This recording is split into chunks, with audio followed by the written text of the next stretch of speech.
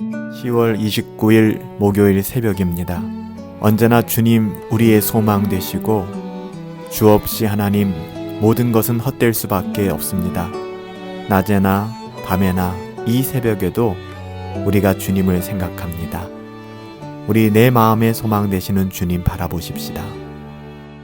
내 맘의 주여 소망 되소서.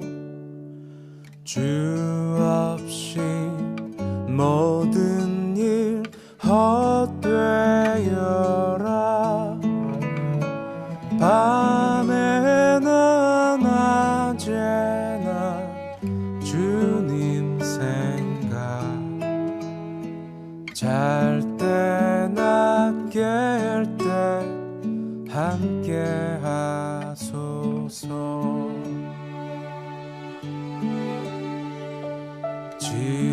지혜의 주여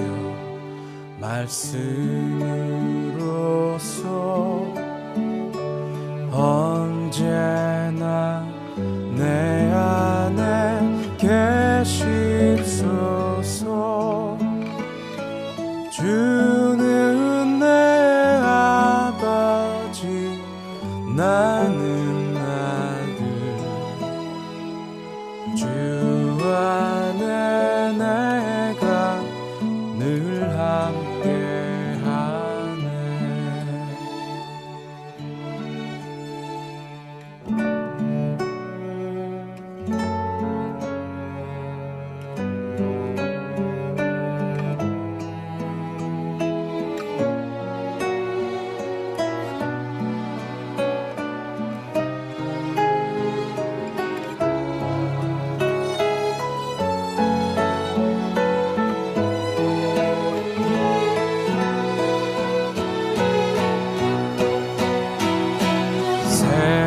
세상의 영광 나 안 보여도 언제나 주님은 나의 기억. 주님만 내 맘에 계시오니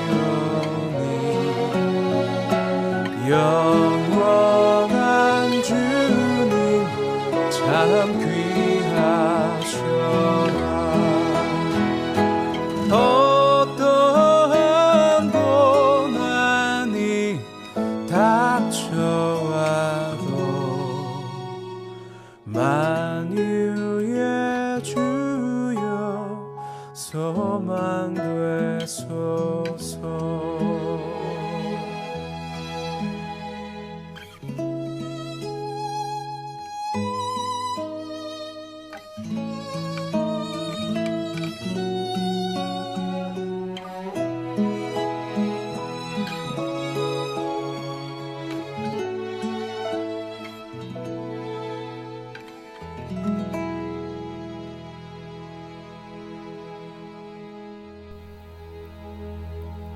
우리가 그렇게 살아갈 수 있으면 얼마나 좋을까요?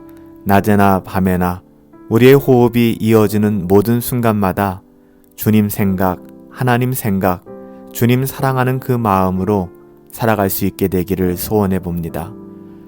오늘은 종교개혁을 기억하며 함께하는 새벽기도에 우리가 네 번째 시간이죠. 신앙의 퇴보를 두려워하라 라는 제목으로 갈라디아서 4장 8절부터 11절까지의 본문을 가지고 하나님의 말씀을 함께 상고하도록 합니다. 사도 바울은 이제 신앙의 퇴보를 경고하고 있습니다. 우리가 그동안 우리가 어떻게 구원을 받게 되었는지, 우리가 아직 죄인 되었을 때에 우리의 어떠함이 아니라 전적인 하나님의 은혜 가운데 우리는 하나님의 택정하심을 입고 하나님의 자녀가 되었죠. 그럼에도 불구하고 우리는 율법을 좀 더 잘 지키면 교만해지고 율법을 지키지 못하면 자학하게 되는 우리의 어떠함으로 도배된 인생을 살아왔었습니다. 하지만 때가 참에 하나님께서 은혜를 우리 가운데 각성케 하심으로 말미암아 이제는 더 이상 종의 자녀가 아니라 하나님을 아바, 아버지라 부르며 우리가 하나님의 자녀답게 살아가는 삶의 지평이 열렸음을 우리가 지난 시간까지 살펴보았죠.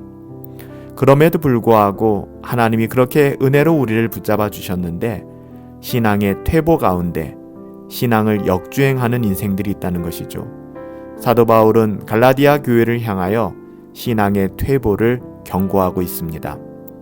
아들의 명분을 얻은 다음에는 아버지가 기대하시는 좋은 아들로, 아버지 복이 좋으라는 것이 아니라 아버지의 사랑과 은혜를 깨닫게 된다면 우리는 자연스럽게 아버지를 닮아 살아갈 터인데, 믿음이 성장하고 인격이 자라나며 성숙을 지향하고 경건을 추구해야 될 터인데, 그렇지 못하고 성숙하지 못하며 경건을 가볍게 여기고 오히려 우리의 신앙이 날로 퇴보하고 있다면 그 모습은 결코 하나님께서 기뻐하시는 모습이 아니겠죠. 사도 바울은 이런 안타까운 마음을 가지고 경고의 메시지로 오늘 본문을 시작하고 있습니다. 그러나 너희가 그때에는 하나님을 알지 못하여 본질상 하나님이 아닌 자들에게 종노릇 하였더니 이제는 너희가 하나님을 알 뿐더러 하나님의 아신 바 되었거늘 어찌하여 다시 악하고 천한 초등학문으로 돌아가서 다시 저희에게 종노릇 하려 하느냐.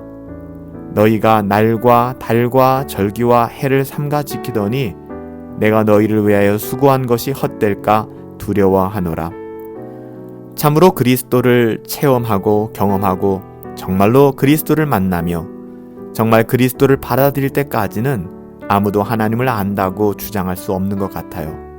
우리가 어제 수요 예배를 통해서 우리가 정말 하나님을 안다는 것, 또 성령께서 내 안에 내주하고 계심의 증거가 무엇인가 살펴보았잖아요. 8절 말씀에 보면 우리의 운명, 우리의 숙명에 대해서 기록하고 있습니다. 그러나 너희가 그때에는 하나님을 알지 못하여 본질상 하나님이 아닌 자들에게 종노릇 하였더니, 거듭나지 못한 사람들, 아직 하나님의 은혜가 각성치 못한 그런 신자들의 삶이 바로 이렇게 본질상 하나님이 아닌 자들에게 종노릇하는 인생이었습니다. 그런데 이제는 너희가 하나님을 알 뿐만 아니라 하나님이 아신 바 되었다라고 사도 바울은 증언합니다. 그럼에도 불구하고 어찌하여 다시 악하고 천한 것 가운데 돌아가서 개가 토한 것을 먹고 돼지가 우리로 돌아가 구정물 가운데 뒹구는 것처럼 그리 살 수 있겠는가, 그렇게 경고하고 있는 것이죠.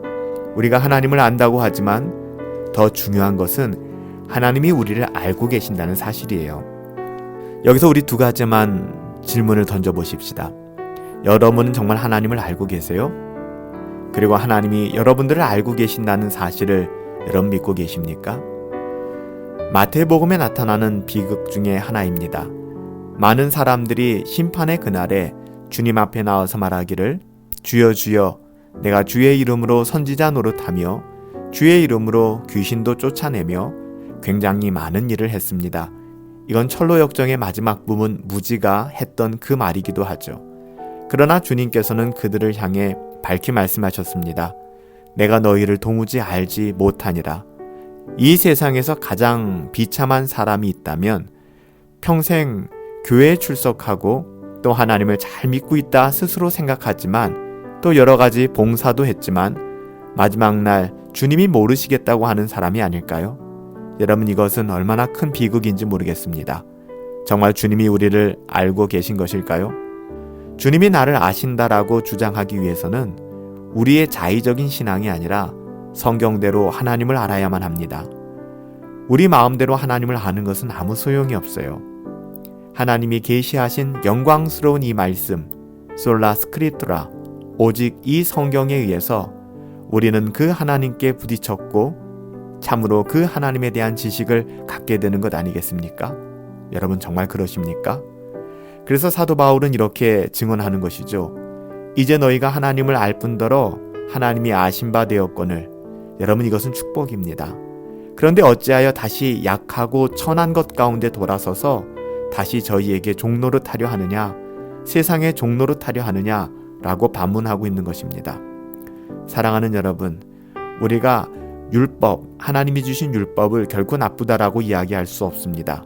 하지만 여기서 천한 초등학문 가운데 너희가 다시 돌아가려 한다 하는 것은 율법을 의미한다기보다는 율법주의적인 신앙을 이야기하는 것입니다. 자유자가 아니라 종으로 살아가려는 그 마음들이죠. 율법을 지켜 우리의 의로움을 드러내려는 그런 태도들입니다.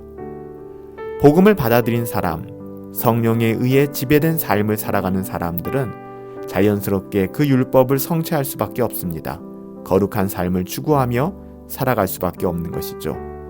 문제는 율법의 어떠한 것을 구원의 조건으로 삼는 데 있어요. 그래서 10절의 사도 바울은 구체적으로 너희가 날과 달과 절기와 해를 삼가 지킨다라고 이야기합니다. 율법주의자들은요, 가만히 교회 가운데 들어와서 은혜가 아니라 이런 것들을 행해야 구원을 받는다라고 가르쳤습니다. 과거의 율법의 계명 중 어느 하나를 마치 구원의 조건으로 삼는다면 우리는 가장 중요한 질문으로 다시 돌아가셔야 합니다. 그렇다면 예수님께서 왜 오셨습니까? 그렇다면 예수님께서 왜 오셨을까? 우리가 율법을 지켜서 구원을 받아야 한다면 예수님께서 오신 이유는 아무것도 없는 것입니다. 그분은 십자가에서 왜 돌아가셔야만 했습니까? 여러분, 주님의 참된 은혜 앞에 부딪혀 예수 그리스도를 구주로 영접하고 나의 주인으로 모시며 하나님의 자녀가 되어 어떻게 보면 이제는 은혜가 왕노릇하는 삶, 여러분 이것이 신자의 삶 아니겠습니까? 근데 어찌하여 다시 율법의 요구 가운데 들어가서 우리의 의지로 율법을 지킴으로 말미암아 하나님의 구원을 이루려 하십니까? 여러분 이것은 은혜를 무시하는 것이며 은혜를 폐기하는 것입니다. 만약에 우리가 이런 은혜를 무시한 채 율법주의적인 신앙 가지고 살아가게 된다면 우리의 삶은 비참한 삶이 되고 말 것입니다. 우리는 자원하여 하나님을 사랑하는 그 마음으로 적극적으로 그 은혜가 인도하시는 바대로 살아가는 것 아니겠습니까? 그러므로 우리의 구제나 선행도 구원의 조건이 되는 것이 아니라 이것은 구원받은 신자로서 하나님이 주신 은혜가 격발하여 이루어지는 우리의 경건한 삶의 모습 아닐까요? 하나님을 사랑하기에 내 이웃을 내 몸과 같이 사랑할 수 있는 신자의 삶. 사랑하는 여러분, 이미 하나님께서는 우리에게 이길 수 있는 힘을 주셨습니다. 복음을 주셨고 성령이 우리 안에 역사하고 계십니다. 그럼에도 불구하고 우리가 신앙의 퇴보를 선택하여 되돌아선다면 여러분 이것은 참으로 두려운 일이 아닐 수 없습니다. 은혜 안에서 살아가십시오.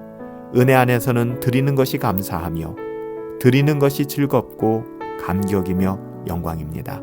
이것이 구원을 이루는 조건이 되는 것이 아니라 그냥 감사와 즐거움과 감격과 영광이 되는 것이죠. 나를 구원하신 놀라운 주님의 은혜를 생각하며 이 위대한 주의 자유의 복음을 위하여 은혜의 복음을 위하여 하나님의 영광스러운 사역을 위하여 내 마음과 감사와 사랑을 드리는 것, 여러분 이것이 신자의 삶입니다.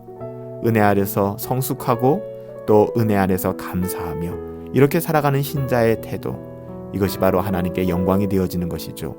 사랑하는 여러분들, 우리는 종교개혁을 기억하면서 이 새벽에 계속해서 우리의 구원의 문제와 또 우리의 구원이 어떻게 발생하였는가, 이 구원으로 말미암아 우리는 어떤 신분을 얻게 되었는가, 그렇다면 하나님의 자녀로서 우리의 신앙은 날마다 일신 우일신 새로워져야 될진데 혹시 신앙의 퇴보를 고집하고는 있지 않는지 오늘 이 새벽에 돌아볼 수 있었으면 좋겠습니다. 신앙의 퇴보가 아니라 신앙의 전진이 하나님을 사랑함으로 그 안에 머물 수 있게 되기를 예수님의 이름으로 축복합니다. 은혜로우신 아버지 하나님, 낮에나 밤에나 우리의 호흡이 이어지는 모든 순간마다 주님 생각하며 살 수 있게 되길 원합니다.